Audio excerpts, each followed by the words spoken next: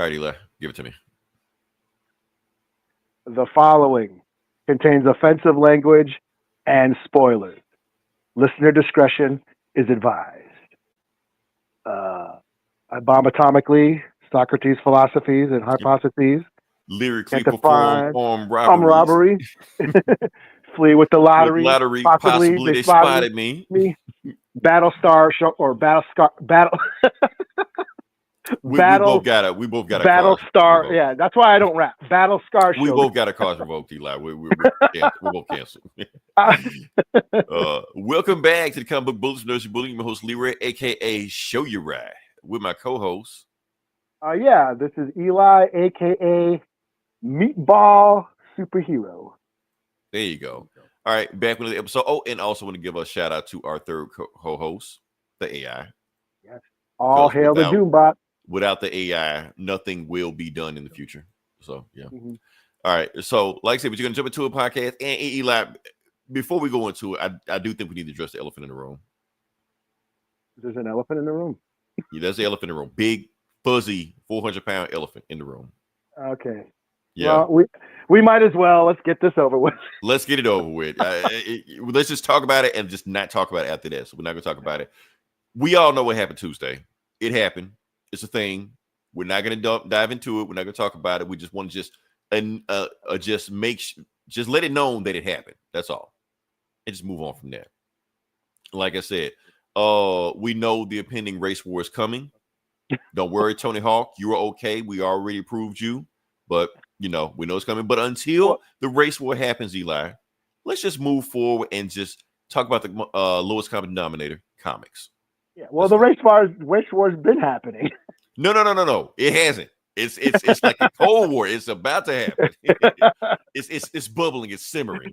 Yeah, I mean, when it happens, we'll all know. Yeah, I don't got much. Yeah, I don't got much to say, like any words of encouragement or anything, other than, I know people. I'm disappointed, but I'm not surprised. Right. That's kind of how I feel.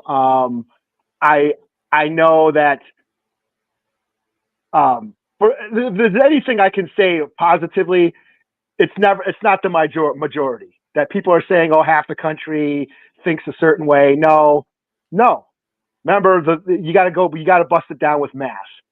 Right. There was 150 million people voted, and split that into three sections. One was one side, one was the other side, and one was for the independent side.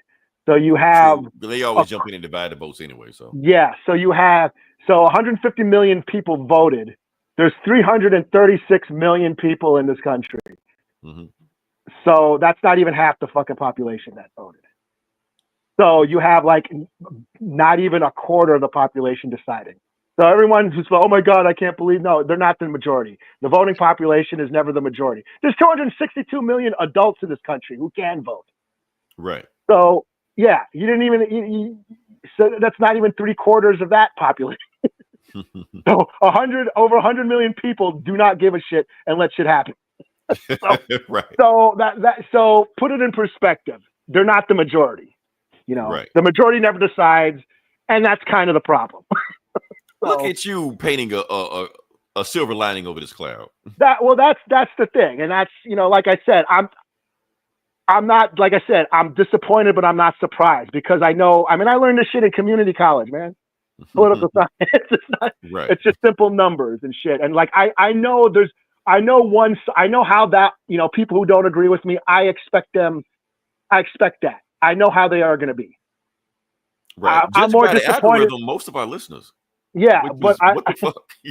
But I think where I'm disappointed as people who I thought disagreed with me, didn't take my back. It feels like I think that's what I'm feeling. I think a lot of people are feeling like the betrayal. People that we thought were on our side really ain't. Right. So I think that's it. But you know what? Like you said, we're gonna get through this. People are gonna struggle. But when are we not struggling? Right. That's right. Just how it is. It's another Tuesday. Yeah, like I was hoping I was gonna be able to chill for a bit, but no, I'm not. So here we are. How are we gonna get through this? Yes, we're gonna talk about shit that we like, Shit that makes us smile. And that's the thing. That's how we get through this. Because here's the thing. I feel like we this country is divided. I mean, regardless of the numbers, this country, we all think this way. People think this way, stuff like that. But I think there's one thing that we pretty much everybody can agree on. Batman. I mean, think about it. Who hates Batman? Or Spider-Man. Or Spider-Man. Like I said, now when you say, like, you walk into somebody like, hey, you like Batman? And people like, some people gonna be like, yeah, look at all these tattoos. I gotta be Batman.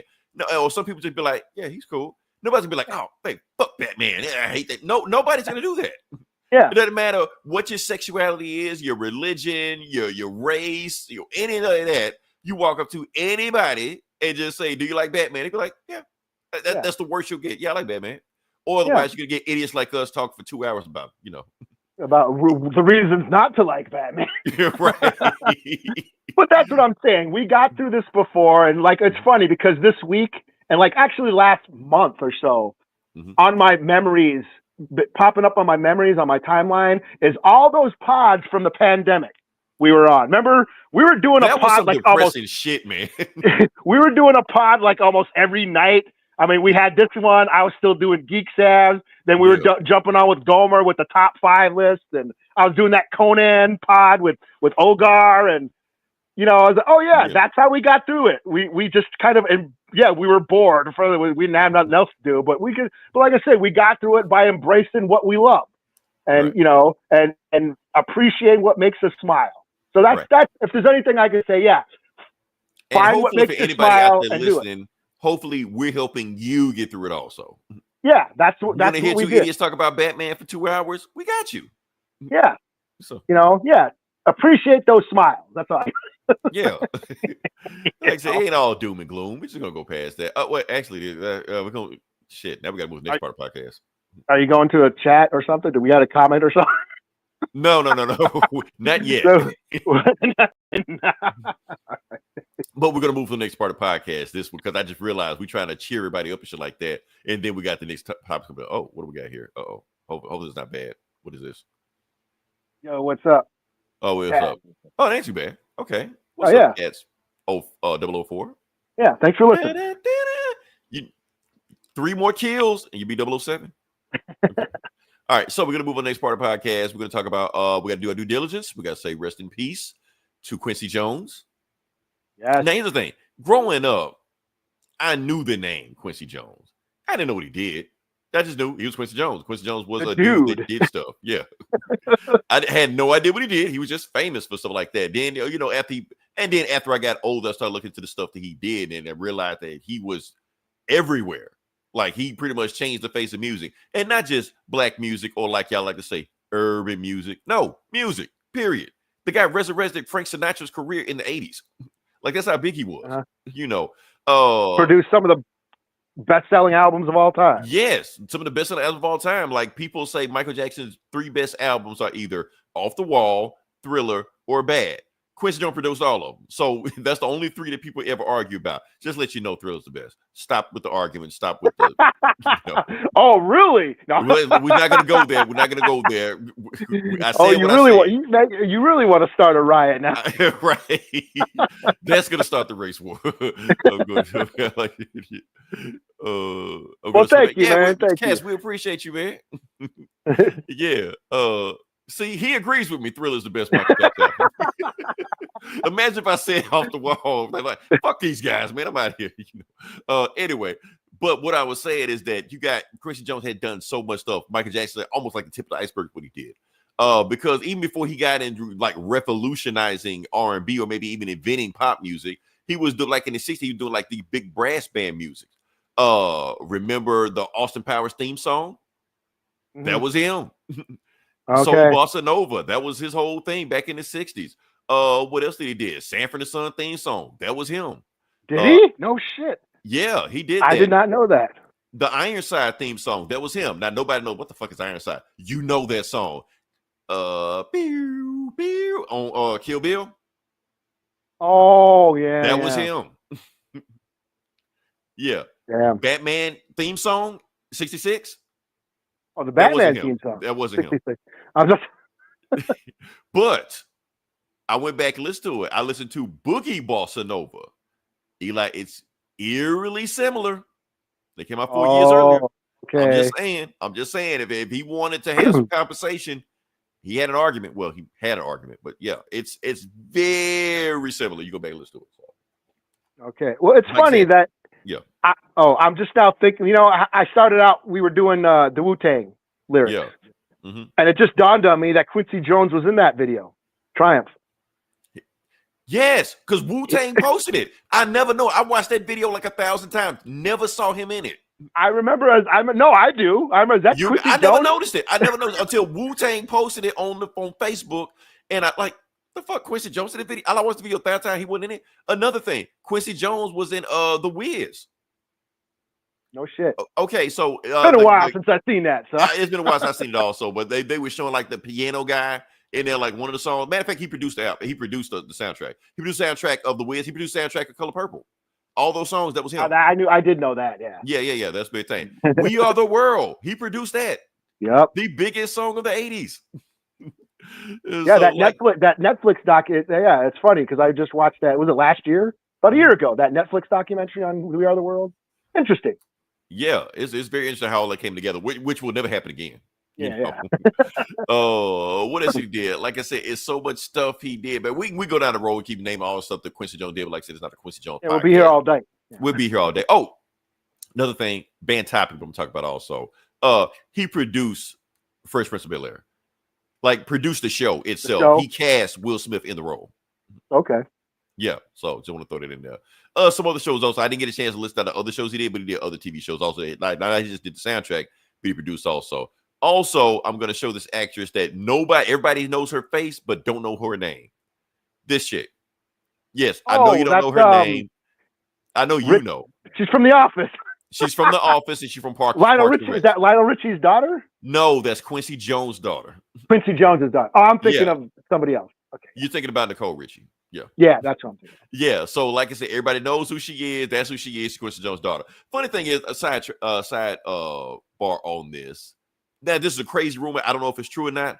I heard that Michael Jackson and Tupac got into a fist fight over one of his daughters. I did hear about this. Yeah. And Michael Jackson whooped his ass. I did hear about this. I did hear.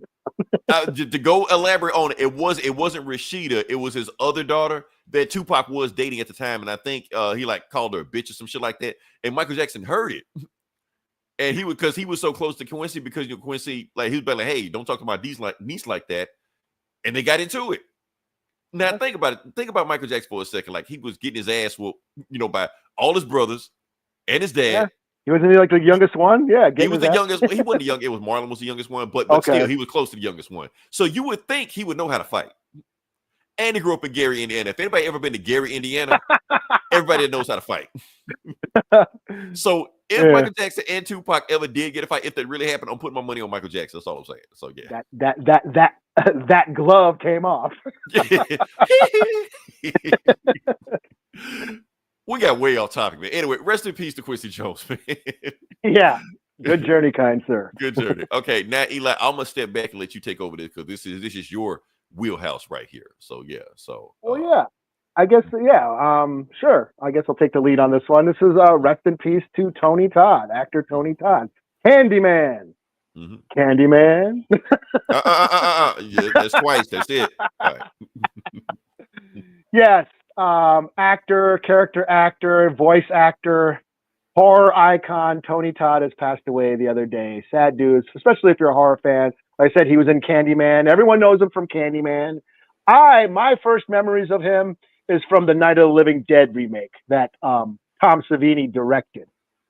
He played Ben in that one. I think it came out in 89 or 90, and it is a pretty solid remake. George Romero produced it, and he let Tom Savini, who did the effects on all the zombie movies, direct it. So it's a Sex solid Machine. flick. Yeah, Sex Machine. Yeah. So it's a good remake, of a classic. So yeah, that's what I remember him from. But he's been in a lot of shit. He's been in the Final Destination movies. He's been in. I remember him from Platoon now. I remember the X-Files, and he's been on Star Trek, and so yeah, he's just been putting in work for decades, and he was like a fan favorite at all the horror conventions, you know. Mhm. So yeah, good journey to Tony Todd. Okay, now I got a confession to make, even though I told you this, Eli, but I know you don't believe me when I said that. I've never seen a Candyman movie before.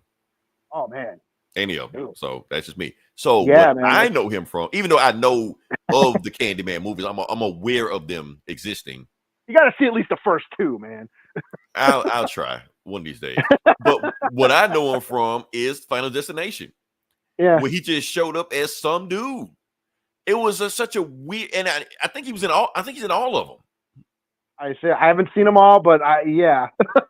His role is so weird in those movies because they were like, "What the fuck going on? We know what's going on. What's going on?" And then he just shows up and starts just dumping exposition. We're like, Yeah. how does he know all this stuff? And then he just leaves. Exposition dumper, yeah. Yeah, he just leaves, and that's it. And he never explains how he knows all this shit. He just shows up and that's it. It just leaves. It's such a weird ass thing, man. It just always stuck with me. I don't know why. You know. Also, I want to put in there, like I said, even though I haven't played this game, he was the voice of Venom in Spider-Man 2. I didn't know. I never played that.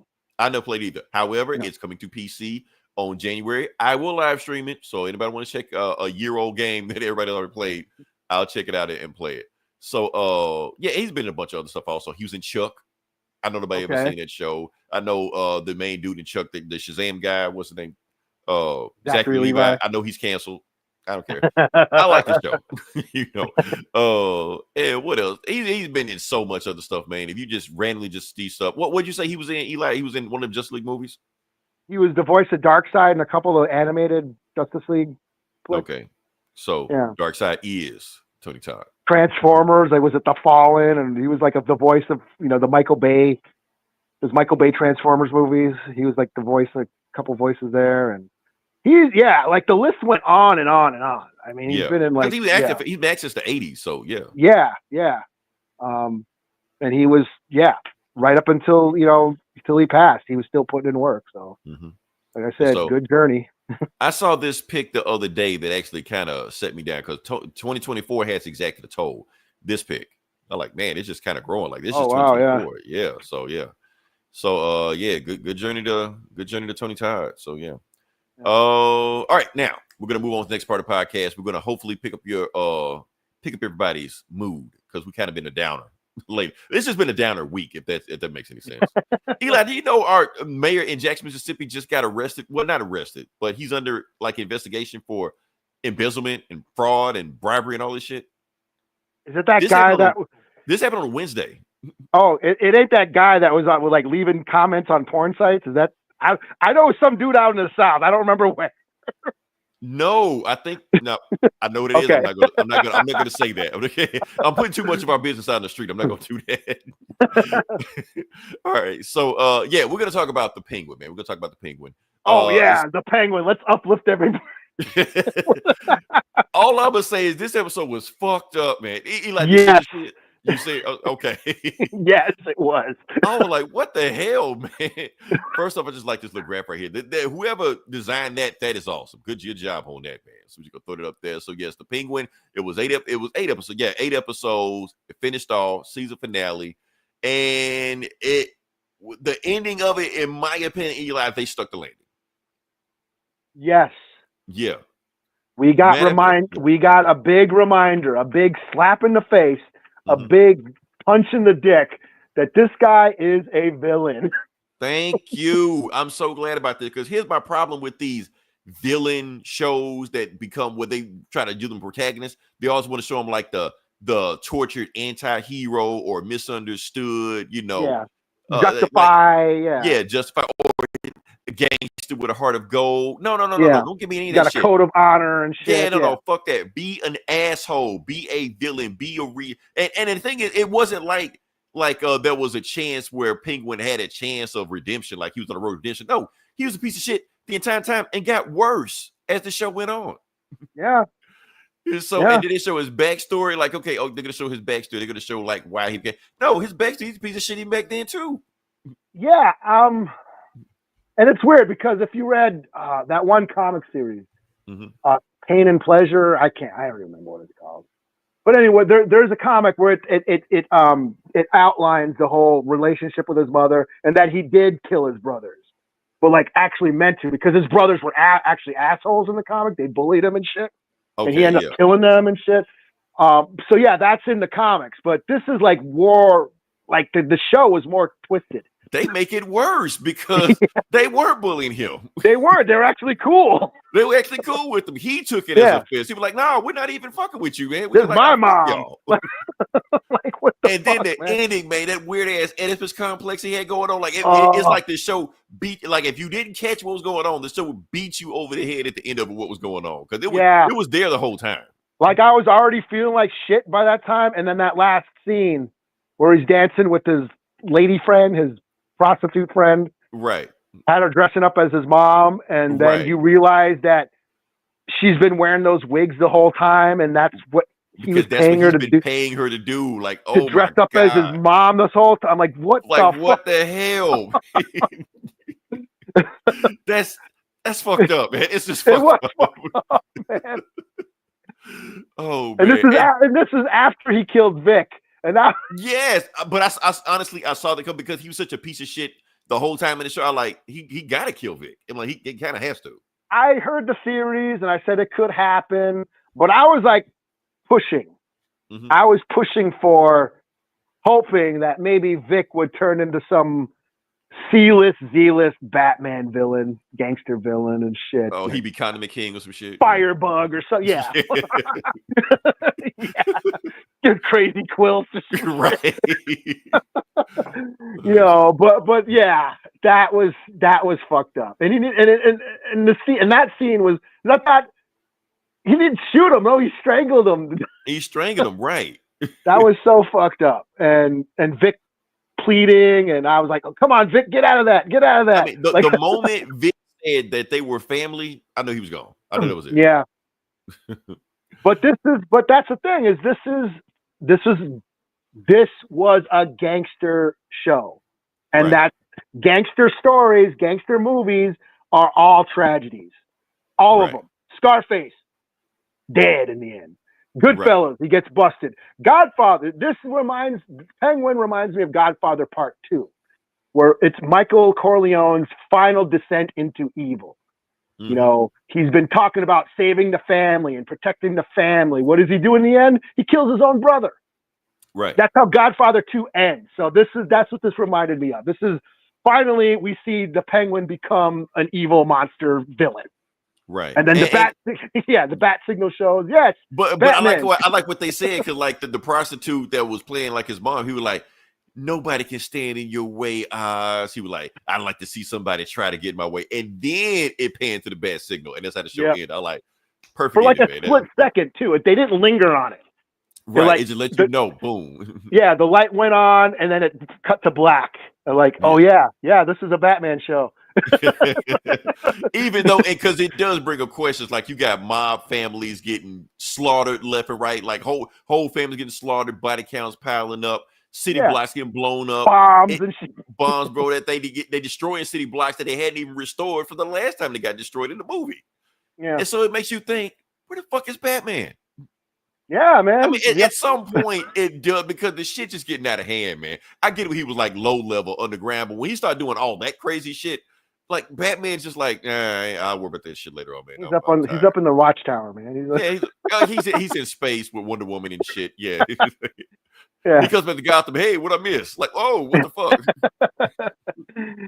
Yeah. I did like the, Sophia going to Arkham, and then totally forgetting that in the Matt Reeves verse that Selena is Falcone's daughter. Mm-hmm. I did think that was cool, and she smiles and stuff. I was wondering, like, I knew she wasn't going to show up in the show, but I was like, I wonder what they're going to make a connection like that, Yeah, I totally forgot about that until this is Selena Kyle. This is your half sister. I'm like, yeah.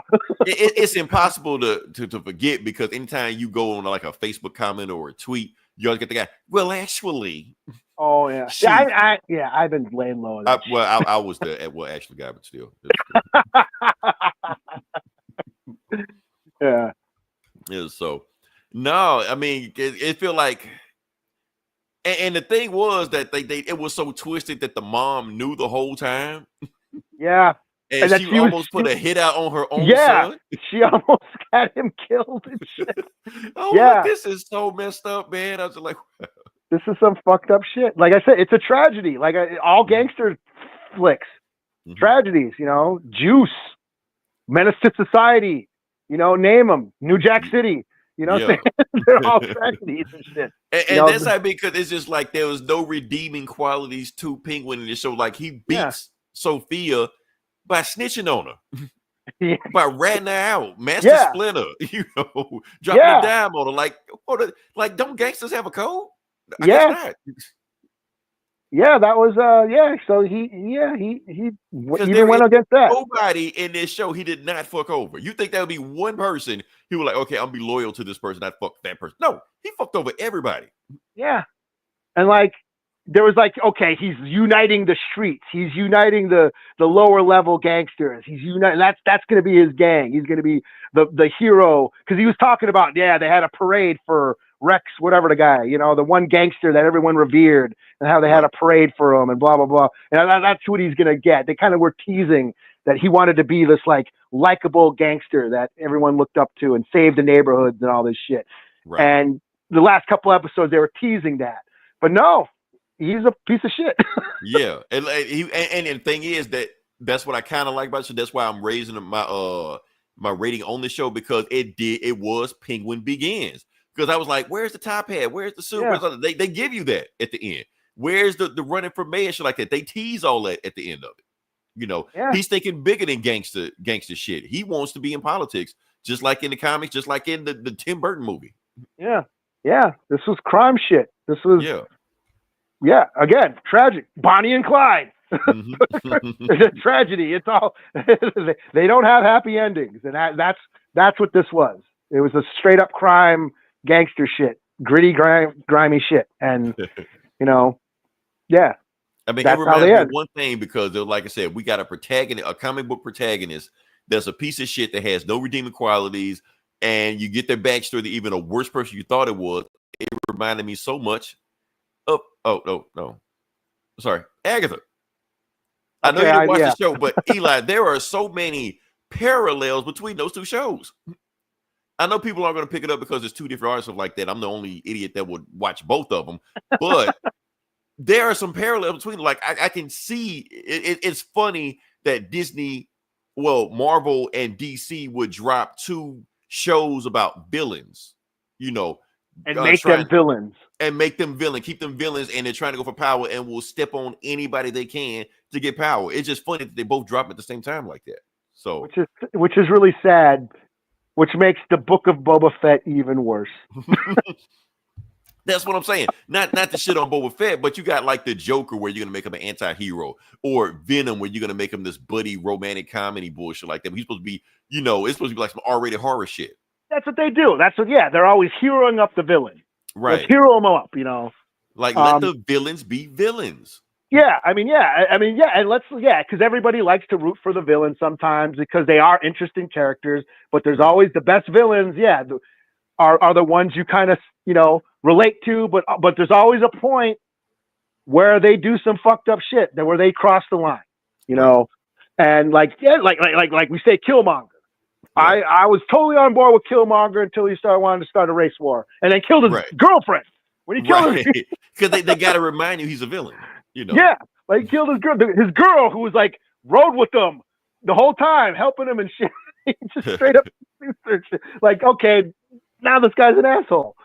You know, because otherwise we'd be rooting for him. We'd be if they didn't do that, it would almost look like T'Challa was the villain. Yeah, you seen him with the CIA to take down the dude trying to liberate everybody? I've heard these arguments, Eli. I'm not gonna go down that road, but yeah. You know, so like having the villain be a villain, you know, and remaining just showing that you know you can still tell stories, and just like you're not supposed to look up to these people. Yeah, it's kind of cool, and we live vicariously through these characters because I know in this day and age, the cancel culture and all this shit, and you know, people, oh my god, you know, how can you? Why, you know, why are you watching a movie where blah blah blah blah blah? these despicable characters and blah blah blah blah. But Or no, despicable actors and shit. yeah, like we live vicariously through this. There's like a dark fantasy, element to it. But then the lesson in the end is these guys suck. Right. Yeah, because when he killed Vic, my heart sank. Because I didn't want to see it happen. I knew it was gonna happen. But I was like, oh no, not because Vic did everything he wanted. It was like his, redemption story of being, getting out of his shell, being his own man. Cussing out Penguin towards the end of the show, telling him to get off his ass. I was like, and Vic turning gangster, like when he shot that dude, is like last episode I was like, when that scene happened, I was like, you know what you got to do, Vic. You know what you got to do. You got to do. Vic didn't want to do it, but like you got to, man. This dude causing much trouble. Yeah, guy's got to go, and then you did it. Yeah, Vic, you're a gangster now. No turning back. What gangster shows do for you? Like we rationalize. Well, you got to kill this guy. Yeah, this guy, he's got to go, man. Like what in a situation do you use? Like, that guy got to go, man. You got to kill that guy. So he crossed, but that Vic crossed the line. That's the life now. You're in the life. And then what Penguin would tell him, man, don't worry, next time it'll get easier. I'm like, that is a fucked up thing to say to somebody. Yeah. So and they had so many, and even at the last episode makes you retextualize everything you saw in the season, like when Vic and Penguin and his mom would sit at the table, and it was just like the old dinner table with him and his family, and his mom kept confusing Vic for one of her sons. Yeah. Yeah, and like the way I think what makes it so fucked up. And this goes to like, again, this is Colin Farrell in a fat suit and makeup where he totally disappeared, literally, but the way he like talked his way through everything, like he was rationalizing. I'm a piece of shit, but there's a reason why I'm a piece of shit. And I got to do this shit because this is what I got to do. How he was going to kill Vic in episode 1. Yeah, he was going. He could give me a reason why not to. And then he's like, and the only reason he didn't is because he needed him. He just needed muscle, basically. Yeah. Okay. Well, I got to do it. You got no use for me. I got no. He takes him out. He makes him work for him. Feeds him burgers and shit. Right. And then, well, I got to kill you now, kid. What are you trying to for him now? Because technically, that congressman telling he got to leave the life of crime behind. So basically, he's no longer criminal, in the public eye, Yeah. But even the drive with Sophia, I gotta, this is what happens, you had this coming and blah blah blah. Here's my thing with Sophia. I think the reason he didn't kill Sophia, because I think what he did to her, I think in his mind, it's worse than killing her. Yeah, because she hated Arkham. She hated Arkham. So like you turn my mother against me, I'm gonna put you in hell. I'm not gonna kill you. I'm gonna put you in hell. Yeah. So that's fucked up. Yeah. Man, talk about Sophia, man. Let's watch the plot. I'll be honest with you, man. Over the show, even though they had Colin Farrell and all that makeup and shit like that, to me, she was the scene stealer of this whole series. Like she had some of those episodes that just like she was just locked in. So when they start throwing awards and shit like that, give them both all the awards because they was both killing. Because it was so many twists and turns, man. You thinking they gonna team up and they need an uneasy alliance. Yeah, but Penguin being a piece of shit, he using her until he don't need her anymore. Yeah, I mean he was playing everybody. Yeah, so it is. Yeah. Wow. Yeah. So. Like I said, I look, this show is a 5 out of 5 for me. It is. Yeah, I agree. I mean, I was left heartbroken. I'm literally heartbroken. Penguin Oz, you broke my heart. If somebody can name a better show, I know it was you, Ozzy. I know it was you. You broke my heart. Like if somebody can name a better show that came out this year than this, please name it because I can't think of one right now. I had to watch Abbott Elementary right again to watch. Oh God! Just to get just to shake off the fucking assholeness of that show. Watch a fun show. Yeah. I gotta smile now. Oh man. Oh, okay. We're gonna move to the next part of the podcast, Eli. I'm throwing it to you. Is this what is it now? Okay, so what I'm throwing to you is I can't read that. I need my glasses. Oh shit! It is Star Wars. Oh yeah. Star Wars. Okay. Yeah. again, uplifting, right? Supposedly. I guess however you look at it. So it's been announced that Simon Kinberg, producer of a bunch of X-Men movies, is going to produce and write a new trilogy of Star Wars movies that are supposed to extend the Skywalker saga. So he's going to do 10, 11, and 12. The guy that made Dark Phoenix. The guy that made Dark Phoenix. The guy who directed Dark Phoenix. Okay. Yeah. But produced First Class, produced Logan. I mean, how much did he? What is produce? They just throw produce on anything. Well, he pays for the shit. He gets the money. Yeah, I mean, you can't really count that. However, he was a writer and producer on Star Wars Rebels, so he does. I heard that. He does know how to do some cool Star Wars shit. My thing is why are we touching the Skywalker shit again? You know, they're saying that this is supposed to have Rey, an old lady Rey, is supposed to be in this. Why? Okay. I don't know why. They're saying that the Rey movie, that there was supposed to be a Rey movie coming out, a Rey solo movie. They don't know if that's still in the works now. So yeah, I don't know, but whatever. You know, Star Wars is, you know, the last few years I've been losing my faith, you know. And yeah, I guess they'll figure it out eventually. I can't say I'm too excited for this. I will probably, you know, I will watch it. I am a lifelong Star Wars fan. I will check it out. But the thrill is gone for me. The excitement is gone. If they want to touch that timeline, the Skywalker timeline, I say go 100 years into the future. Leave those characters out of it. I don't want to see Chewbacca. I don't even want to see R2. You know, I don't want to see the Millennium. Don't bring the Millennium Falcon and blow them. You will lose me if you ever blow the Millennium Falcon up. Right. I'm done if that ever happens. You know, I don't need to see that shit. But I say set it 100 years, 1,000 years into the future. I don't care. Just get away from that saga. Get away from the Skywalker shit. We don't need to see Vader. I don't want to see Palpatine. I don't want to see Yoda. None of that shit. You know, just introduce new characters. And, you know, there's some great storytelling that's possible. You know, just do that. So I have hope that they can. Will they, given the last couple of years? I don't know. You know, of course, the Ahsoka, the Mando and Grogu movies coming out still. I think they're still making Ahsoka shit, but like the Filoni verse, that whole Ahsoka and Mando and those shows are that's like another segment of Star Wars lore that they're exploring. But this is supposed to be separate. Like they still haven't done Knights of the Old Republic.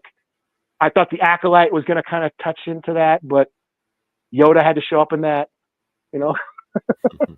So, yeah, I don't know how to feel. I'm not. All I can say is I'm not that excited for it, you know. So don't worry, Eli. It's gonna get canceled anyway. So. Well, it's funny, you know, like you say, course correcting, and you know, bringing, you know, Tony Stark, Robert Downey Jr. back as Dr. Doom. You know, okay, let's get rid of the Rey movie's not happening anymore. Let's figure something else out. Yeah. Let's do another Skywalker trilogy. You know, yeah, it could be cool, and I hope it is cool, but quit fucking up the legacy is all I'm saying. This is my opinion on Star Wars. Star Wars is never going to get back on track as long as they let the bean counters and the group think and the think tanks and the target demographic, you know, people control the franchise. As long as they just put in shit where they think, oh, they might need this, let's do that. No, make a good story, build a good story, and work it around that. That was the plan. A plan. You need a Kevin Feige. You need a plan. You need a plan and a set story, a set plot, a set universe. Right. You know, don't do The Force Awakens. the choose your own adventure with directors. You know, okay, Abrams made the first one and didn't give a shit about the second one. Right. And then we had Last Jedi, and then okay. And it was fucked up. He threw in all kind of like loose ends that he was like, oh, I'm not gonna worry about that shit anyway. And then when it came back for him to finish the loose ends, he didn't touch them. Yeah. Like you didn't know. You wrote the first script. You don't know where like you wrote going? this shit. You're the one who put Luke on the island. What the fuck? I did? Yeah. Yeah, who was Ray's parents? You started that shit. Right. Yeah. So like he didn't expect to finish it. He just threw bullshit out there. Yeah. Like I said, the choose your own adventure. Okay, next, and then I mean, he did the same thing with Law. So I mean, we should be surprised. So yeah. Like I said, it's possible. I still have hope that that they could do some cool shit. Yeah. We'll see. I mean, and I'm not gonna lie, I am excited for what's that new show coming out in a month with the kids? Looks like Stranger Things with Star Wars. That new show, I don't even remember the fucking name. I don't know the name of it either. I know it, but I don't know the Skeleton Crew. Okay. Yeah. Like I that looks fun, and I'll watch it. But because Eli, I really want you to have fun with Star Wars. I do too. Like I walk by the, I'm in Target. I see the Star Wars toys. I don't give a shit anymore. Yeah. I'm like, damn, who would have thought that would ever happen? Because I want you to come on here and rave about the Skeleton Crew and say it's the greatest thing since sliced bread and blah blah blah. I want that for you. Yeah. Well, thank you, man. Yeah. All right. All right. Can we move on to the next part of the podcast? Yeah. All right, cool. All right, we're gonna talk about the video game section. Now, here's the thing. I'm sorry, my boss. I know you wanted some Call of Duty clips, but I didn't touch the motherfucker, so can't really do anything about it. But I want to talk about some other stuff anyway. I want to talk about because some major shit. Well, a major announcement that happened that I want to talk about because, and this is the biggest news that came to me. Okay, so for those that don't know, there's the SEGA Genesis Classic thing that went all around, stuff like that. It's on every system. It's on Xbox, PlayStation, Switch, Steam, and stuff like that. So I just got word that this collection of games is going to be delisted on December 6th, which is less than a month from now. So if you haven't bought the game, if you don't buy the game by then, you will not be able to buy the game. It will be completely taken offline. You can't get it, can't buy it, can't do anything with it. I really urge people to buy this game because I love this series. It's like one of my favorite games you can play. All the Sonic games. Yeah. All the Sonic Golden games. Axe. Golden Axe. All the Golden Axe. 1, 2, and 3. Streets of Rage. 1, 2, and 3. Oh, yeah. Streets of Rage, my shit. Yeah. Shinobi. All that shit. Altered Shinobi, Beat, yeah. Toe Jam and Earl. Echo. The Dolphin. Echo all the this Dolphin. Shit. Yeah. Really dumbass game, but I kind of like the game anyway. So there are so many games, like you get all of that. It's like a bunch, but like remember they used to sell that Sega package thing or whatever like that console. Yeah, I got it. Yeah, I got one of those. Like all those games that was in the console is in that thing right there. So you can just buy that and that's it. And the funny thing about it, like if you get that game, say you get it on Steam, okay, you don't have a gaming laptop or anything like that. You don't need one. It's not a 3D game. So that game, that classic, can play on any laptop. Like think about it, just buy it and just play it. Yeah, I heard there's a way. I heard there's a way to like put shit memory into that little console, that little mini console. Mm-hmm. I don't know how to do it though, but I've heard you could do that. Oh, like that'd be cool. Yeah, because I mean, on I got a Switch, and I have like all the NES and Super NES emulators on it, and yeah, there's some of the Genesis games on there too. Mm-hmm. But yeah, I got that little mini console, and I guess there's a way to like put games on it. I just don't know how to do it. So. If you need the X-Men ROMs, the Spider-Man ROMs, let me know. I might be saying some illegal shit right now, but nobody listens. Well, that Marvel versus Capcom pack dropped. $50 though. God damn, I got that might have to be a birthday or a Christmas present. But yeah, that dropped like a little bit ago. So I never checked that out, but Yeah, like I said, December 6th. I know y'all didn't listen to me when Marvel's Avengers got delisted, but please listen to me with the game. I need everybody to buy this game. Yeah, for your own good. Buy that game. Yeah, On they're all fun. yeah. Hopefully they'll Yeah. drop the price before they delisted, because I know for Avengers they dropped like $5. So hopefully, right for they do that, they do the same thing with this, drop like $10, $5, something like that, and you get all these Genesis games that everybody grew up with. Yeah. So it's to me, it's a must get. It's a must have. So And yeah, that's pretty much all I do lately is just retro game shit. yeah. It's Like I said, just you can't simple get more fun. retro than Yeah. this. Yeah. You know, it's just fun. I Yeah, don't have to fucking talk to assholes. There's no like 12-year-old kids kicking my ass online and shit. you're right. Another reason I don't play Call of Duty. Anyway, don't worry, my boss. I will eventually get to it sometime. All right, let me say we can move on to the next part of the podcast. Yeah. All right, like I said, this comic book bullies where we talk about comic books, and Eli, we're gonna jump to it. I'm gonna let you go first, Eli, because you got more books than I do this week. Okay. Well, should I do the big one then? What's the big one? Aliens versus Avengers. Is that the big one? Yeah, let's go for it. Okay. Well, my big one. Okay. Did you read the Absolute Superman? I take it. Of course I did. Okay. Well, you're doing that, right? Okay. Yeah. Now, did you read? I'll do it later on, but did you read it?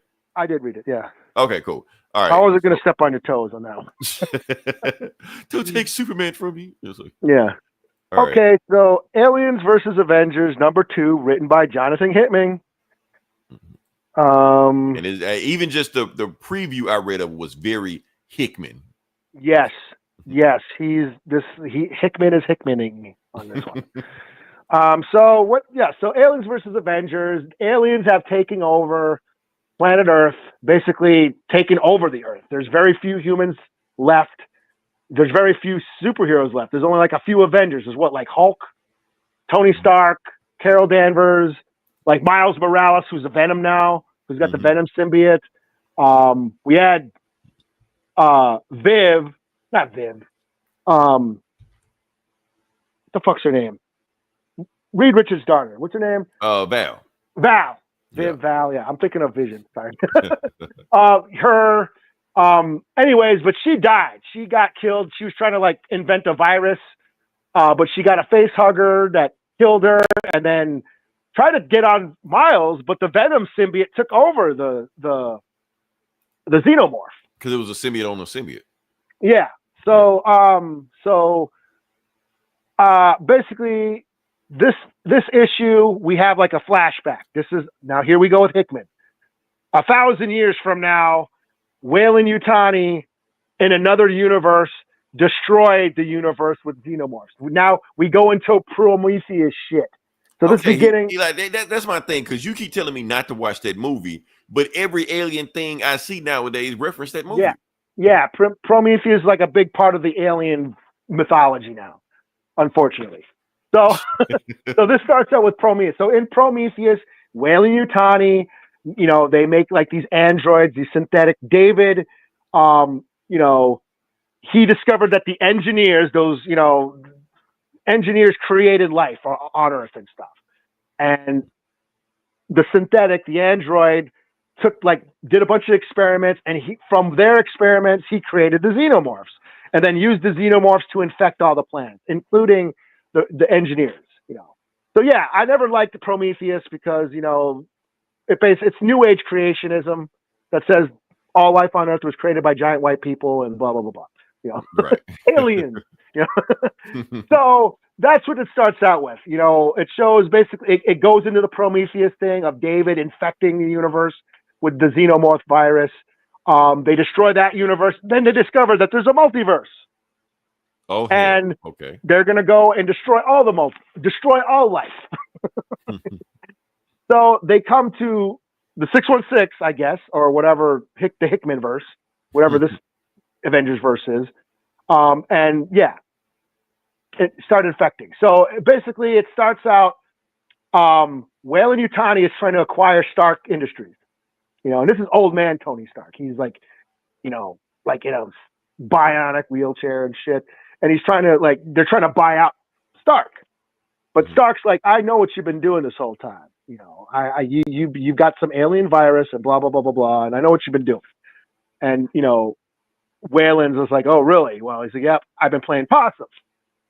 I know what you're up to. And they try to kill Tony Stark, but he's like, you know, in a few weeks, our alien pod is reaching Earth, and it's going to infect your planet, and I give the human race about 20 years before the entire planet's taken over. You know, we've done according to our calculations, humans are vigorous and they're stubborn and they're resilient and they'll try and fight back. But we give them about 20 years before the xenomorphs take over the whole planet, and you're fucked. And Tony Stark's like, okay, got it. That's all I needed to know. And then he blows off one of Dave, the synthetic's head, and takes the head. So he's got the memory. So cut to the present time, you know, where, you know, now like what's going on? Like, okay, Val got taken out, and they haven't heard from any other human outposts, you know, like they haven't heard from Hawkeye or Black Widow or Cap in a while. Like they just assume they're the only human outpost left on Earth, you know. Which Hawkeye? Clint. Okay, all right. Yeah, they named Clint and Nat. You know, I assumed it was, you know, Black Widow and Hawkeye. Okay. So the city that they're in, he's like, I have a contingency plan. He's like, we're the only humans left on Earth. We got to leave the planet. We got to go. So I have this. I prepare. So this city is basically a big giant launching pad, and this building we're in is a fucking ship. Is a lifeboat. It's going to take us to another planet or whatever. So we need to like get out of here, you know. So they start preparing the launch. You know, they start, the countdown sequences. All the people that are left in that city all get on board this big giant skyscraper spaceship, and they're ready to go. They send out a bunch of war machines to like blow up a bunch of walls so the aliens can't get into the ship while they're trying to launch. You know, and they're right about to leave, and they're saying, "Hey, there's one war machine that didn't work. That didn't blow up a section of the wall." And then they look, we'll pull it up on the camera. And then they look and it shows Captain America, Steve Rogers Cap, coming through the wall with a bunch of human survivors. Okay. And fucking, and they're like, oh, I can't wait. They're late, man. We're going. Like the countdown started. We're about to launch. You know, whoever, if they don't get on here now, you know, once we leave, that's it. You know, yeah, you're stuck in planning with the rest of the xenomorphs. Yeah. So Banner, we can't wait for them, or we can't let one xenomorph on board this thing. So we got to go. We can't wait for everybody. So Banner's like, well, I'm going to go save my friend. He's like, dude, we need you. I need your mind more than your might. You're you're like the smartest person here. I need you to help us to wherever we're going. We got to repopulate a planet. We got to start anew. I need you. He's like, no, I can't. And this is he goes, if I don't do this, then I will be a monster. I got to go help my friend. And I love that line. I got to go help because there's Cap on the ground doing Cap shit. He's like, I'll hold him off. He's like holding off the alien horde with his shield, you know? So there's a cool scene of, you know, Cap throwing his shield and it ricocheting through all these alien hordes. Somebody spoiled it for me, but yeah, I know. Yeah. So like Hulk or Banner jumps out. He's like, if I don't do this, then I would be a monster. So it shows like, you know, Banner or Hulk and Cap just like taking on an alien swarm. And then, so the ship launches, they go out into space and they're traveling through space. And then it shows like out in space, it shows a bunch of the engineers from Prometheus observing, and they're seeing that like Tony Stark's ship leaving the galaxy or whatever, or leaving orbit. And they're saying all this, like, they're talking in some alien language you don't see, and you don't understand what it's saying until the last panel, and it says infection. Damn. And then that's it. So again, this has got no business to be this good. Because they make it seem like it's the last issue, but I'm pretty sure it got some more good past that, right? Yeah, it's Hickman totally pulling all the, you know, that Ultimate Universe shit, or just doing what Hickman does. And just, you know, utilizing, like, even making the Prometheus shit kind of cool, you know? You know, the whole, like, Tony Stark, you know, and Wayland kind of having this meeting, you know? It's like corporate sleazeballs, like, meeting with each other and trying to take over each other's companies and shit. Like, that was cool. we didn't get to see Miles Xenomorph Venom Miles do anything other than him talking to Venom, saying, "I can't trust this thing. This thing that's on us. We can't trust it." So he, there's a little bit of that of Miles talking to Venom, and Venom, the symbiote, like this Xenomorph that's on us, or it's kind of weird. I'm having a hard time controlling it, basically. So there's a little bit of that. But yeah, Hulk and Cap fucking throwing down against an alien horde was dope. So yeah, this was cool. This is a lot of fun, It's again, this is an Elseworld book, so continuity, fuck that shit, Right. Or it may be. Who knows? Like I said, it's 80 years in the future, so yeah. It's taken, like, if you like Avengers, but if you like Avengers, it's cool. If you like aliens, it's cool. So yeah. Even, like I said, even the Prometheus shit, which I don't not into, he made it cool. So yeah, this is a 4 out of 5. Yeah, I'm just saying $8, man. $8, yeah. I don't know if it was $8 worth of cool, but yeah. Yeah, that's what I'm saying. I like, that's just looking real Marvel Unlimited right now. So it probably would read really good in trade, but that cliffhanger was cool. And the thing is, as long as it takes these books to come out, I could probably wait for Marvel Unlimited to come out, read the second issue, and then be ready for the third issue.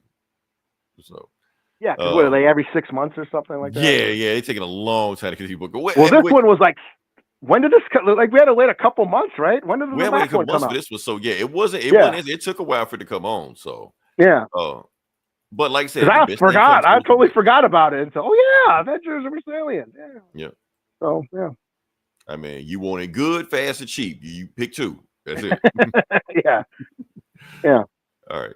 So next one I'm going to do is Absolute Superman #1. So like I said, it's continuing that whole Absolute Universe trend where, Batman, Superman, and Wonder Woman has been redesigned by Darkseid. Darkseid and he's ready to take over the universe. And we see what Batman is doing. We see what Wonder Woman is doing. Now we're going to see what Superman is doing and get down to it. So yeah, just going to get to it. Whole new issue, brand new issue. Let's start alternate universe, Elseworld story. So yeah, like this is the Elseworld story. So yeah. So we start on Krypton years ago, 9 million light years from Earth. So yeah. So like I said, Darkseid created a whole universe. Basically what they're doing, they're basically breaking down the whole ecosystem of Krypton. That's always like the fun part of any Superman origin story. You break down what Krypton is. You see like the higher class, the Science League, they pretty much run everything. They're the government. They do everything. They control everything. And then you have the lower class, which is the Labor League. And the thing about the lower class, they all wear the Superman emblem. Like it's cross the board. So I thought that was pretty interesting right there. Okay, that's a change of the lore, and you're a civilian. No. Yeah. Like Starship Troopers or whatever. Yeah, you got to work your way to be a civilian. You got to fight in the army and shit like that. So yeah. So the first thing they see is his mom, Laura L or Laura, whatever. I forgot the shit. Point is, she's not a scientist because she didn't have rank of scientist because she got kicked out of the Science League. So she's a mechanic, if you will, and she's fixing this guy's machine because even though he paid his rain bill, they didn't send the rain. So yes, you have to pay for rain in this universe because they control everything. So she fixed it. It starts raining. So like that or like that, they show that she's like, and they basically showing how you got the upper class, they're this, and the lower class, they're that, all it's like that. And then we go to the lower class and we see Jor-El, and Jor-El is going down the mines, but they're not mining. He's actually like, what's going on down there? I see some trimmers down here. We need to send some drones down there. And before they can start sending drones down there, you get this asshole going out here. What are y'all doing there? Why y'all not drilling? Y'all should be drilling right now. Don't you know who I am? I'm part of the Middle Management League. I'm like, oh shit. So they got those guys because you got a different symbol than everybody else. So you're like, so get your ass back to work because I'll rank you. And Jor-El is like, nah, I'm not doing anything. Matter of fact, I'm sending my drones down there right now. And he's like, Jor-El, you are fired. I'm going to send you to the lowest ranks of whatever the fuck. And before he can, keep cussing him out and downgrade stuff like that, boom, green mist starts shooting out of the ground, out of the mines. And Jor-El's like, it's happening. And before he can even see anything, everybody around him gets melted when that green liquid hits him. Is it kryptonite? Not kryptonite? Yes, kryptonite. Whatever, like that. So Jor-El managed to dodge it. He's like the only person that was ready for it. So he runs out of there. Meanwhile, while we see all this stuff going on that happened in Krypton years ago, in present day, we got these miners going down to this diamond mine in Brazil. And they went down so far that they actually infected their whole town with asbestos and gave cancer to like most of the town. But they're trying to not do it. Excuse me. They're trying to like not do it anymore. But the peacemakers hold a gun in their head and also tell them, you sign a contract, can't leave. So they either die in the mines or they get shot, one or the other. And the head of the company called the Lazarus League tell them, well, the Lazarus Project tells them anybody that goes back down to the mine, you'll get $300 hazard pay, even though they're mining 200 million worth of diamonds. You know, so they go down to the mines, they see diamonds, but they see the coal, and the coal has already been pressed, already been mined. So instead of seeing a bunch of ore that they gotta, press, they already see the diamonds, and all the asbestos is gone. They're like, how the hell that happened? So is it one of the Omega men who like, shh, don't speak their name out loud. Let's just take the diamonds back up there. So they take the diamonds back up there, and skipping all that, I don't care. Yeah, he tilted it. Anyway, the peacemakers say, we're not stupid. We know you did something with those mines. Who did it? And they were like, okay, we're doing a scan, and there's one person that didn't show up for work today. Like, who was it? And the person that showed up to work, they go to the house, and it turns out it's Superman's house, or as we like to call him, the boy who whispers. So they send all kind of tanks to his favela. They show up there, and he is sun dipping in his house, like he's having solar radiation shoved directly into him, and they catch him mid like solar whatever regenerating. So he's not at full power. The peacemakers go in there, he like shit. So they just light up his house, and he jumps out there, and bullets just bouncing off of him because he's Superman. But even though he's not full power, so he just like smack these guys left, right, like that. And the suit is talking to him, telling him only use so much power. Don't do this, don't do that. And the peacemakers actually adjust their guns strong enough to hurt him. So now they're hurting him. Now they're fucking him up. So he's like, oh shit. And then they like blast him and stuff like that. And they bring it out to him. And they're sending even more people down to him, calling them the phenomenon troops or like that. And he's just like, okay, I can't take it anymore. So his eyes go red, but instead of doing heat vision, he like explodes, like has Havoc. this big bomb. Yeah, like they like Havoc. Yeah. Does he kill him? Not kill him? We really don't know. But they're down. They're done. But don't matter because now he's powerless, or at least weak enough that the other teams can come in there and take him down. And that's when they put the troops on him. He gets arrested by Lois Lane. Mm-hmm. Yeah. And she's just like, don't go anywhere, Superman. And I like this. This is actually a callback because in every universe and every timeline of the origin story, Lois Lane names him Superman. He wasn't called that before. He was called the boy who lives or some bullshit. So she's the one who calls Superman. Is that Harry Potter or something? I think, or some shit. I can't remember. and that's when the boss of or at least the main scientist of the Lazarus Project R&D department is watching everything Superman is doing. He's like, interesting. Where did you come from? And while we're looking at him, you see he's got this huge brain, and you see these little bottles on his shelf, and they're screaming, free me, free me. And one bottle says, kill us, kill us. So obviously it's Brainiac. He runs the Lazarus Project. Yeah, and then go past that. Oh, and the Kent farm has been destroyed. Either he never went there or destroyed it. We don't know. Yeah. Meanwhile, we go back to Krypton years ago, and we see Kal-El, and Kal-El's actually like a boy now. He's like, yeah. So instead of like a little bitty baby, he remembers Krypton. He hugs me like, is everything okay? Like, everything's okay. But as soon as they say everything's okay, that's when some green Jor-El looks like Superman. Yeah, they got Jor-El looking at his like the S-curl and shit. Yeah. Yeah. But as soon as they hug each other, that's when green mist starts popping out of the ground.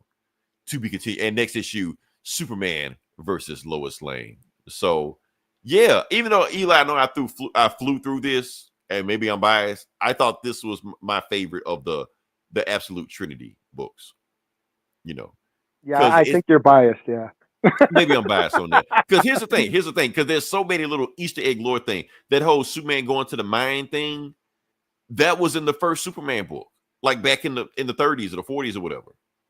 because he there was some miners that went down and he rescued the miners, and then the guy that ran the mine didn't do pension, like he wouldn't pay out the pension on it. So Superman kidnapped him, held him hostage, and put him in the mine, and told him to fight his way out because he didn't have any safety recalls in there until he fixed everything up. That sounds woke, man.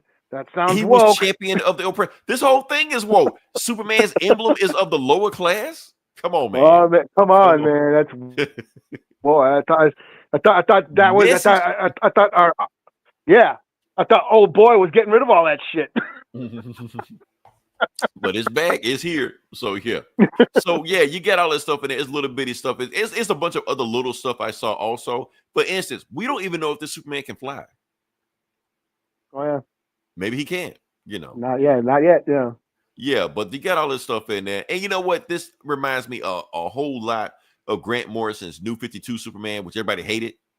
And it almost feels like Jason Aaron's kind of doing the same thing and everybody loves it. So I don't know. It's just who you are at the time, I guess. I don't know. Yeah, I thought it was fine. I'm not as well versed in Superman lore as you, so all that shit on Krypton was kind of flying past that's what got me. No, that's what got me. Yeah. But I see what you're saying.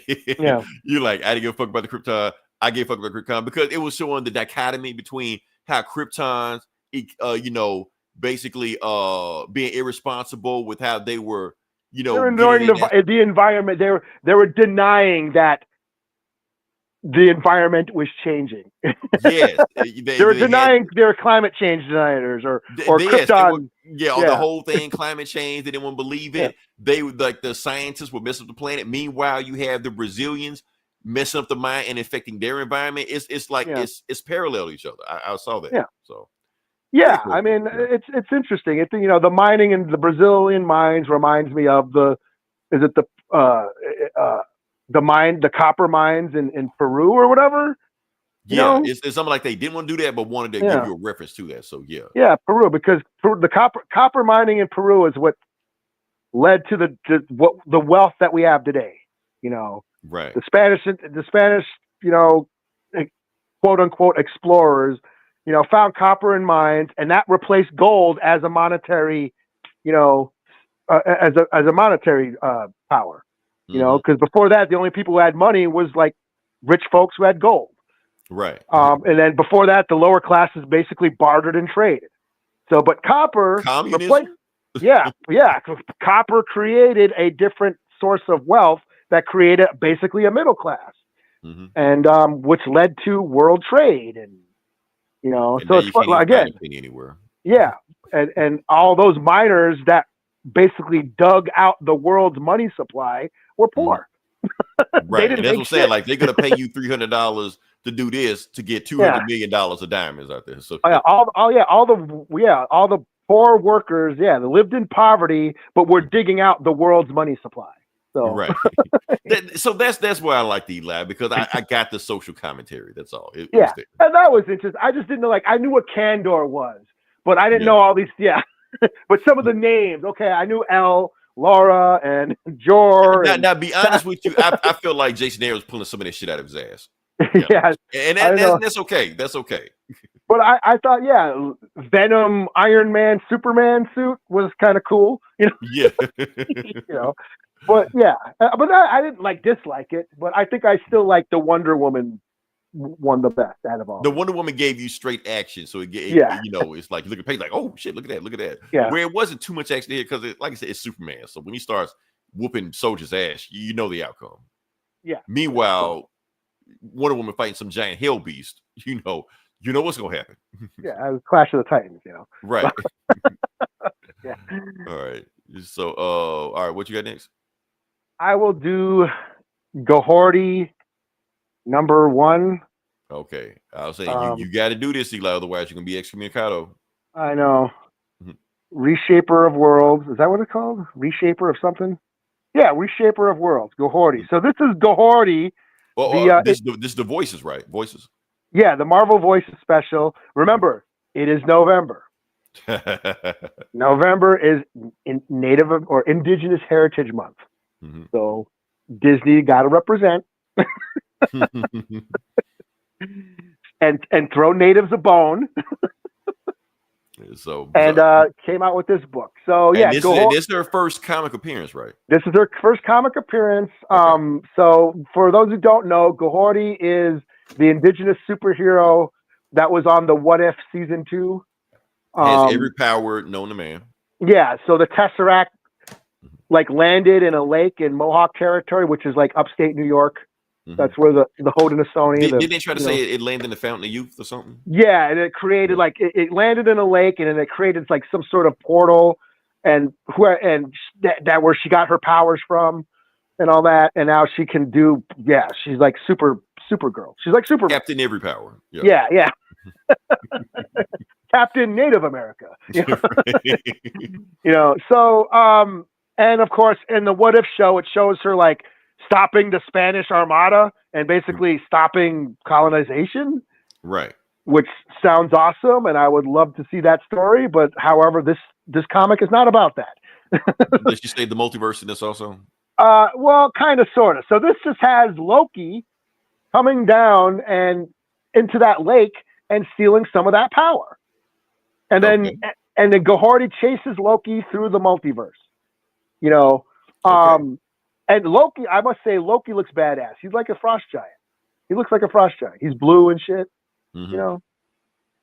So yeah, Loki lands, gets some of the power from the lake, and then goes traveling through the multiverse. KAHHORI goes and chases him. They end up in New York City in the 616. They team up. She teams up with Daredevil and Echo, and fights Loki. I don't know how Echo is all of a sudden hearing. Well, maybe KAHHORI has so many crazy powers she can she's like speaking through her thought. Yeah, I'm pretty telepathy sure or something. Yeah, some shit like that. Yeah. So anyway, Daredevil, Echo, KAHHORI team up. Fight Loki for a bit, and then Loki escapes to another verse where he fights the Moon Knight, like Khonshu and regular Moon Knight, and then the Jeff Lemire Moon Knight, the one in the suit. Well, Jeff Lemire was kind of Mr. Knight, yeah. Yeah, so they fight them, and there's a little bit of like mysticism, the corny mysticism, but I was okay with it. It was interesting. How it was about how the Moon Knight's talking about, I get the power from the moon and blah blah blah. I use the power of the moon, and KAHHORI's like, no, we don't use the power. The power, the moon gives us our power, and we honor her power.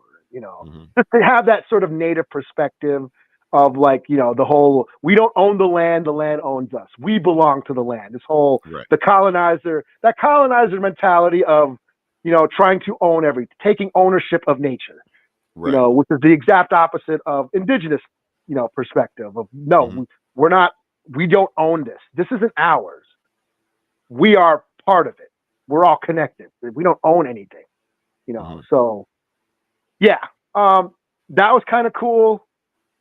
It borderline went to corny, but I was okay with it, So anyways, yeah, they fight Loki. Loki ends up taking off to another, escape. Moon Knight gets some licks in. They go through the portal again, land back up in Mohawk territory, and fighting Loki again. But then, she's trying to warn Loki, you can't use that power. You're using too much. It's gonna it's gonna backfire. And sure enough, it like drains out of him, and he like disappears, and it overtakes him. Like you're supposed to use it sparingly, and he's trying to use it all at once. It ends up like making him like disintegrate somehow. Oh damn! So he killed himself. Yeah, basically. And then it shows KAHHORI like back in her village, telling the kids about the story, and does everybody else in the village have her same powers? Yeah, it refers, that some of them, they went up to the sky world. Like they stayed up in sky world. They left Earth. Like they got powers and then left Earth or something. Like on the show. Yeah. But KAHHORI went back to Earth, gotcha. Okay. Yeah. So, which is in reference to the Mohawk creation story about Sky Women.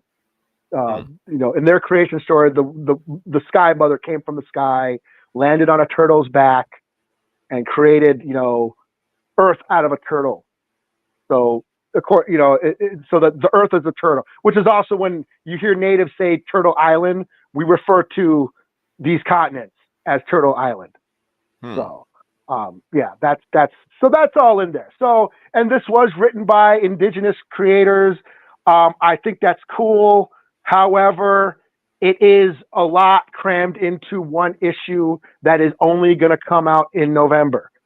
Right. And then they're going to put the character back, and then. Yeah, I would really love to see this story expanded, that world expanding. I want to see her stop colonizing, because that's the thing is KAHHORI can only exist in a what if universe.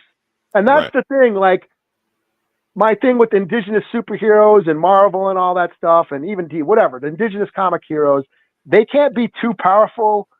You know what I mean? Because then they could use that power for, like, you know what I mean? Right. When because like you got like a world war, like a civil, like a black slave with Superman powers. Yeah. Like, why don't you just stop slavery? Yeah. So so KAHHORI can only exist in another universe where she stops colonization. And that's the thing with making my problem when Echo became the Phoenix. I mean, I loved Echo when she was like a street level ninja.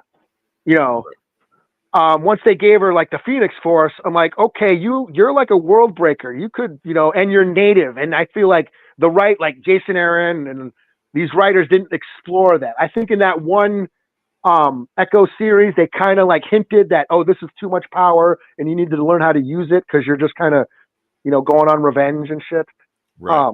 And that's, not a good way to be and stuff. They kind of, sort of, but they don't really, they don't expand on it. Again, because we only see these characters once a year. We don't get to see these ideas explored that much. And that's my frustration. Like, I want to see more of these ideas. I want to see KAHHORI with a native Superman, basically, or Supergirl, and what that looks like in the modern world, and what that means politically and socially. Like when the first Black Panther movie, they had to address it. They had to address it in Black Panther. Here is a nation that's never been colonized, right? And you've ignored the rest of the world. What the fuck, assholes? Right. It made them look like villains for a second. So and that's why we agreed with Killmonger for a while. And like, we haven't seen that with the native perspective. It's cool that she stops the Spanish Armada and stops, America from being invaded by Europe and all that shit. But that can only exist in another, universe, Right. And they haven't done that with Echo yet either. Echo had the Phoenix Force and did nothing with it. There's one thing they can't do it. Like I said, when I read Icon, because I was just thinking about, like, what if it reminds me of the Icon, that shit with the Icon and but remember what they did. He was going to stop slavery, and it was a force as strong as him whooped his ass. So, okay, you got KAHHORI, got every power known to man. Give her a villain. Give her an arch enemy. Yeah. Like, what is a superhero without an arch enemy? Every hero needs a villain. Yes, every hero needs a villain. So if you got to balance her out. That's the thing. Yeah. It sounds like a simple concept, but like, why are they not doing it? Yeah. And I think, I mean, we know what Disney's doing. They're checking boxes for diversity points. In the month of November, they're throwing us a bone. I think it's awesome that we're seeing a native character in comics. I think it's awesome that some native artists are getting some work. I want more of them. I want more.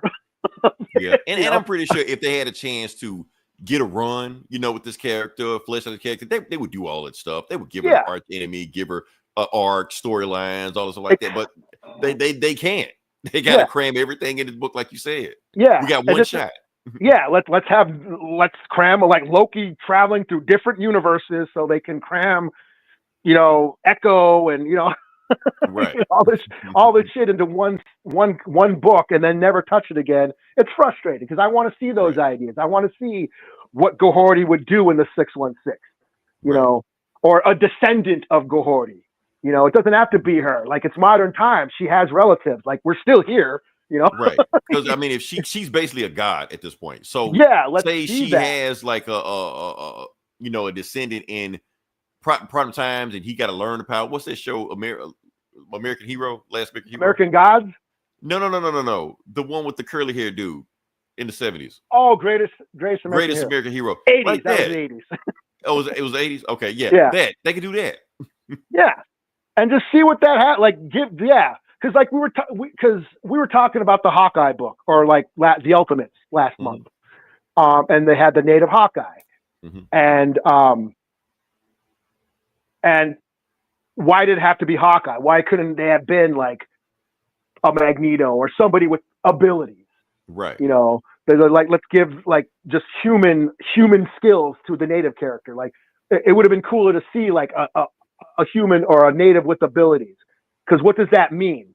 You know, because politically, that's the thing. Our very existence, and you know, natives, black people, our very existence is political.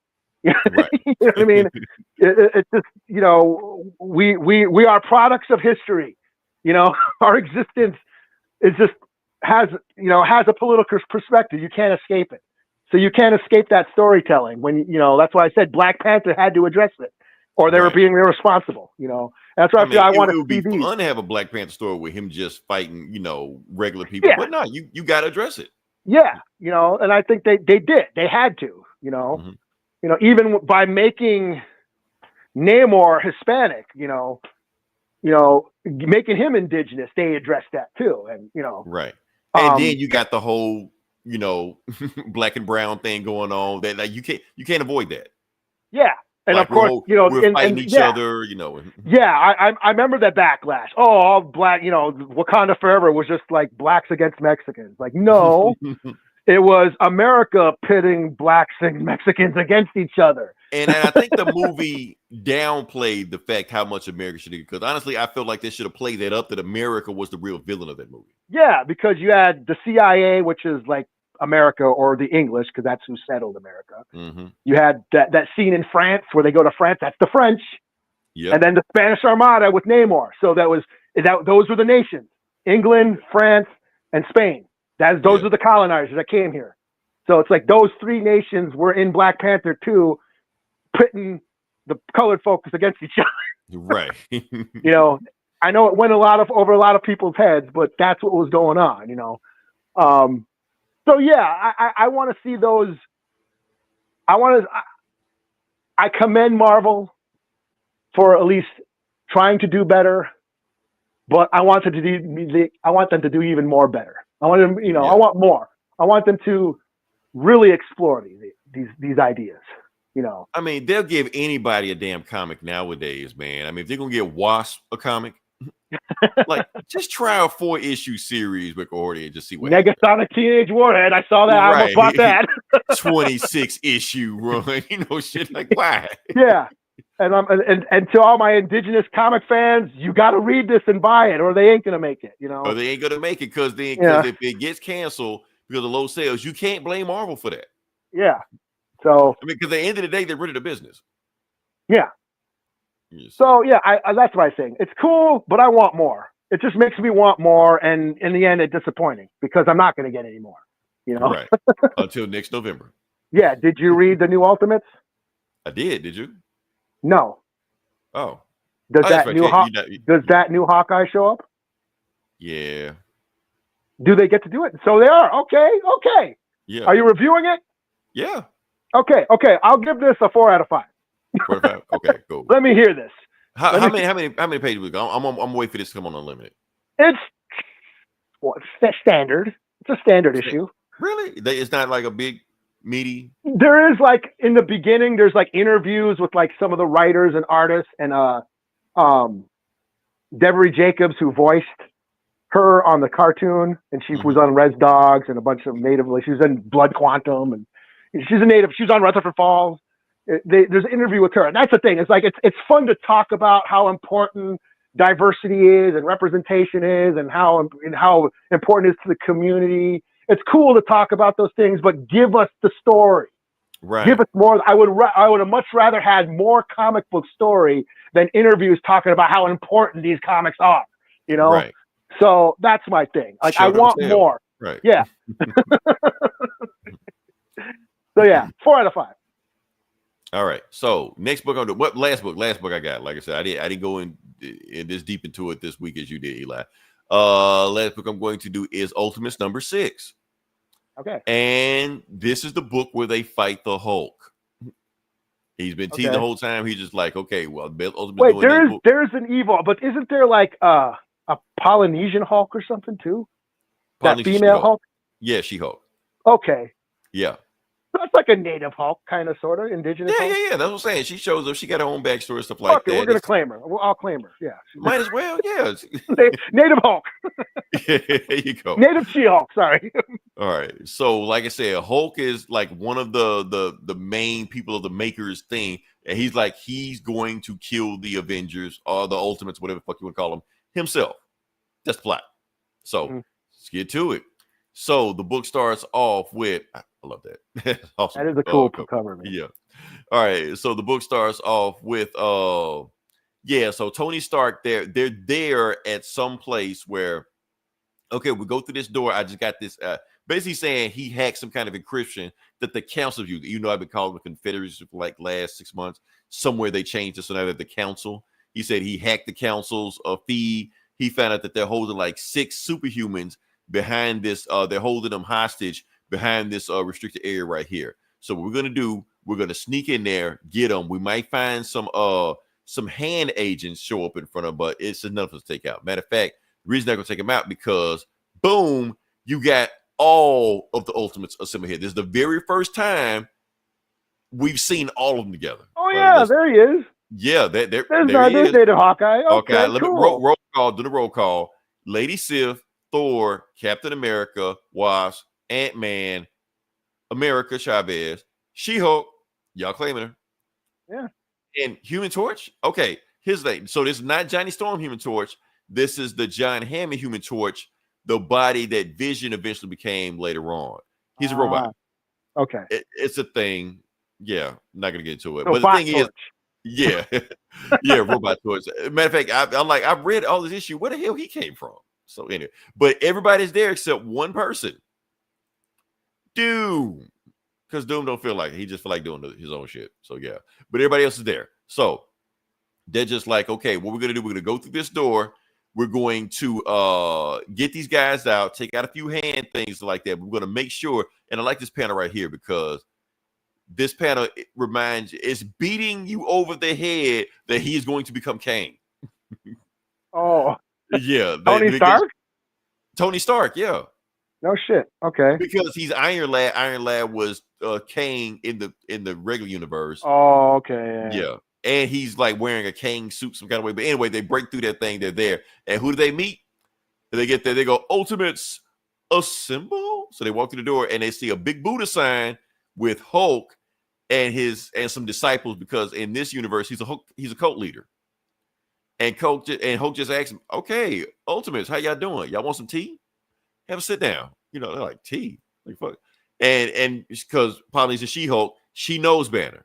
Banner's been torturing him like 60 years like this. So she just rushes at him. Banner. And she's like, hey, She-Hulk, I ain't seen you since you were a little baby. How you doing? And she's like, I've been saving up all my rage to kill you. He's like, yeah, I know about rage. I've been doing that. And then while he's dodging him because she ain't hitting him, his hand starts glowing. He was like, trust me, I know all about rage. And his hands like really start glowing and leaves himself open and bam. So if you haven't figured out what's going on right now, Hulk is the Iron Fist in this universe.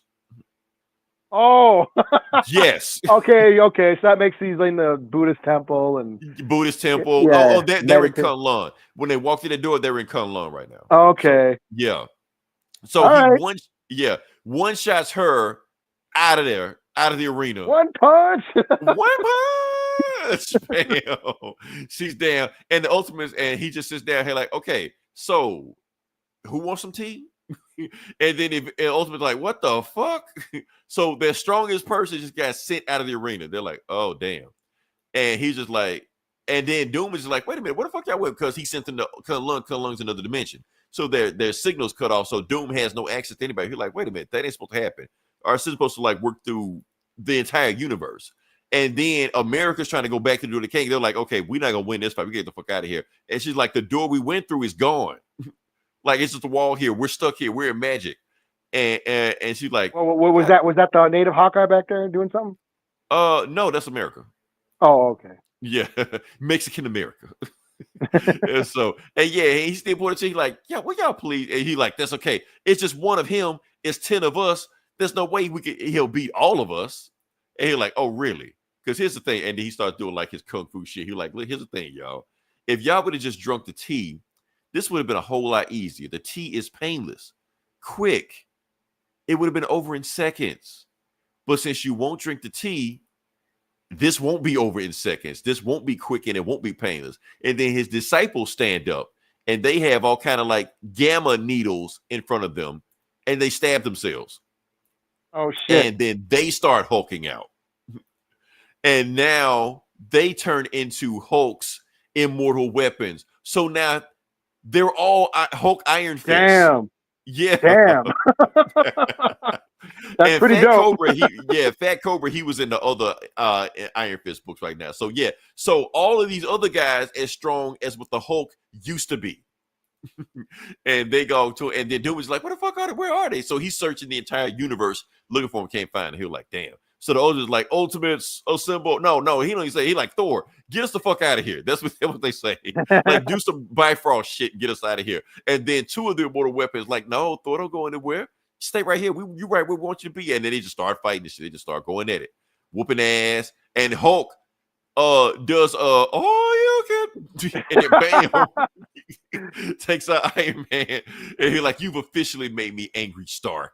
And then they're blasting him. Human Torch is like doing all of his heat vision on his heat on him, and they're just looking at him like laughing, like, "Dude, we train in a nuclear reactor.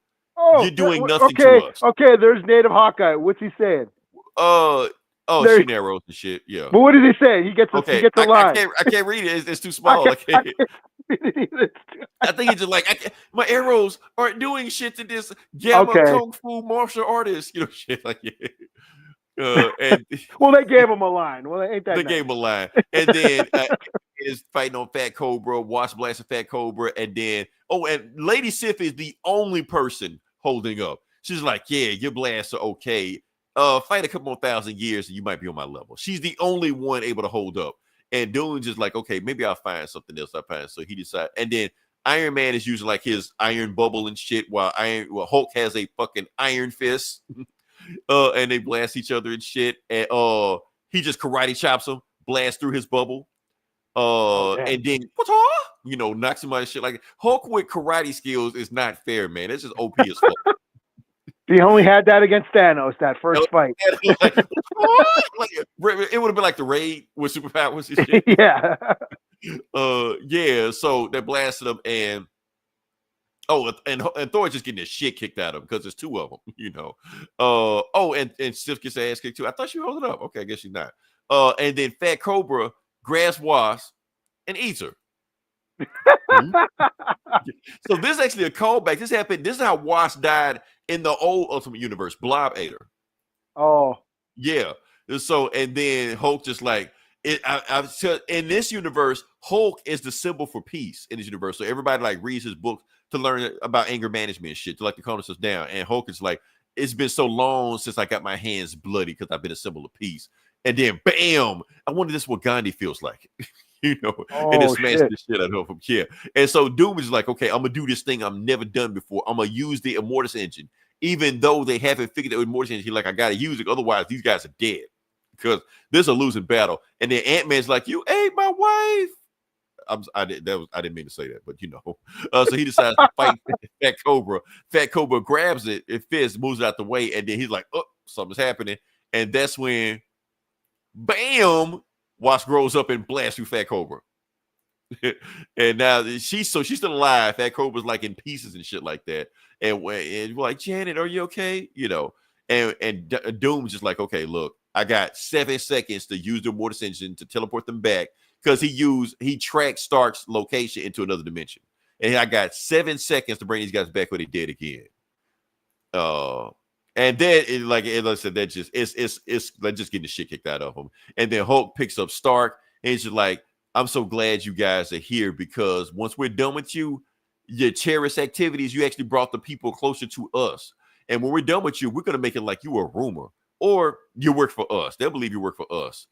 Crush, and he crushes Iron Man like a Coke can. Oh damn. Yeah, he was just like, because you were my best soldier. And then that's when She-Hulk grabs he like, monster, and she just like wilding on shit like that. He was like, your rage would have been good in another location. Take your time. If I would have trained you, you actually might have done something. And then crushes her hand. Damn. Yeah. And then he about to Iron Fist grabs the top of her head and about to Iron Fist chop her head off. And that's when you hear all hope lies in doom. And then teleports him out of there. Right before he tries to chop her head off. Yeah. And then teleports them back and they've been fucked up. Yeah. And Doom is just like, y'all all right? Like, I guess not. You know? Yeah, and she was like, you got knocked the fuck out. Right. But nah, you were too late, Doom, because Iron Man is dead. Oh damn. Yeah, but you can see her hand grow back because she's a Hulk. So yeah. But Iron Man is So yeah, this book was fucking nuts, man. That was pretty cool, I must say. That was pretty cool. They thought they were gonna do some shit. Hulk this book's been going viral for a while. It's been catching on like that. So yeah. Iron Fist Hulk. That's not what you want. You don't want that. And then he has 7 more Iron Fist just like him. Just the Iron Hulk crew. Yes, that's get what your they feet call ready. Weapon. The immortal weapons. They're Iron Fist comics in the regular universe. Cobra is in the Iron Fist comics also. But yeah, but that shit. Yeah, get your feet ready. Find me a team that can beat this. Find the Justice League or the Annihilators. Find me a team that can beat the Iron Hulk immortal weapons. Yeah, it ain't gonna happen. So yeah. And that's just they didn't even fault everybody else. That's just them. They got the ass full. It's 5 out of 5 me, Eli. This book got me. It's 5 out of 5. Your book of the week. This is my book of the week right here. I know Superman dropped, but this shit right here, Iron Fist Hulk, give me that. You watched the new Superman and Lois, right? Man, I was gonna do a thing on that, but man, did you watch it right? Oh yeah. Man, that has been a fight. 80 Superman had enough of Lex Luthor shit and put hands on him. I was like, it's about fucking time. Yeah, beat the shit out of him. I thought it was funny. Yeah. I like when Lois and the boys showed up. It just reminded me of Friday when the boys try to go help him. Like, no, let him be a man. Oh man, really? She want to go because they want to get a kind of red sunlight. But yeah, I see what you're saying. Like, no, let him handle this. So yeah. Oh man. Oh, and I don't know if you caught it, but that's Brainiac building all those weapons for him. Okay, no, I didn't catch that one. Little throwaway line, but that's all. So yeah. But yeah, Luthor thought he's stronger than I thought. Like the motherfucker he was raised on a farm. Have you ever fought a farm boy before? Yeah. No, I wrestled them. Yes, I used to wrestle farmers. Those they're fucking oxes, man. Yes, you're not gonna whoop a farmer's ass. Even though they don't have superpower, you're not gonna whoop a farmer's ass. Yeah, they're all fucking muscle. They've hauling hay and shit all their lives. Right. Lifting hay bales their whole life. Right. You've been in trust fund meetings and shit like that. Yeah, you've been in prison for. I just got off the couch and shit. Right. Yeah, my hood ass ain't just take out trash once a week. Right. Yeah. Motherfuckers wrestling pigs and shit. Like, no, man, you're not beating them. Yeah. Luther dumb as hell for that. All right, but what you got next? Okay, my last book is Batgirl #1. This is that DC All In. Batgirl. I was I thought this was gonna be about Barbara. It's not. Cool. It's Batgirl. Yeah, Cassie. Yeah. There we go. So the GOAT Batgirl. I don't care nobody saying. Yes, I was actually quite surprised. So this says Batgirl meeting up with Lady Shiva, her mom. Yeah. Meets up with her in Gotham and like, yo, there's a ninja clan called the Unburied or whatever. They want to kill me and they want to kill you, and so you got to come with me so we can take care of this problem, or else they're gonna like kill you and your whole and this so-called family you've made here, everybody you love. They're gonna kill you. Yeah, they're gonna kill you and the whole Bat family. So you gotta come with me. And she's like, "Fuck you, Mom. You suck. You suck." They argue. You know, you can take the strenuous, turbulent relationship they've had, the mother-daughter relationship that they've had, isn't great. So there's conversations about that until a clan of ninjas show up, and they're called the Unburied or something. And so then the book is just them two fighting ninjas for the rest of the comic. You know, of course, talking along the way. You suck, Mom. You suck, Mom. Come on, you're my daughter. I have to protect you. Fuck you, Mom. Okay, ninja fight. Fighting more ninjas, and then they escape. Fuck you, Mom. Come on, you got to join me. Fuck you, Mom. Then more ninjas. It's just them fighting ninjas, mother and daughter fighting ninjas. This whole book, it's fucking cool. It's a lot of fun. I'm trying to figure out how this book snuck up onto me. I don't get that. Yeah, and then at the end, she's like, finally, she's like, "You got to join me." Like, okay, Mom, I'll join you, and that's to be continued. Yeah, she was still with the League of Assassins. Yeah. Okay. And this other, we don't know what this other ninja clan is. They do end up at her temple in Gotham. There's like a secret Shiva temple in Gotham. When they get there, it blows up and all the monks are dead. There's like one surviving monk. It's like, "They're coming to get you, Barbara," or Cassie. And then he gets taken out with a bunch of arrows, like, and the ninjas show up again. There's another fight. It's just ninja fights. Right up my alley. So I had a lot of fun. I didn't expect this to be that fun. So this is 4 out of 5. I I was bored. I'll check out Batgirl. Damn, a Batgirl comic? That's awesome. Yeah, I've seen it all. Okay. Yeah, because I was like, what the fuck is Batgirl doing? Because I know, because Barbara is back to being kind of sort of Batgirl. I thought she retired again. In the Tom Taylor. I mean, she's still Oracle, but she did dress up a couple times with Dick in that Tom Taylor run. So that's why I was curious. I was like, well, they I think it's like, remember Batman Incorporated? I think they have a Batgirl Incorporated. Okay, of course. Yeah, so it's like a bunch of Batgirls and shit. Yeah, because like Spoiler will show up and shit too. So. Yeah, but this was just fun. This is like ninjas kicking ass and shit. Batgirl and her mom, Lady Shiva, kicking ninjas' asses. Damn, you gotta be excited for this book, man. I can't believe I missed this. Yeah, I didn't think. Oh, that was a lot of fun. that was surprisingly fun. So yeah, I'll give it a 4 out of 5.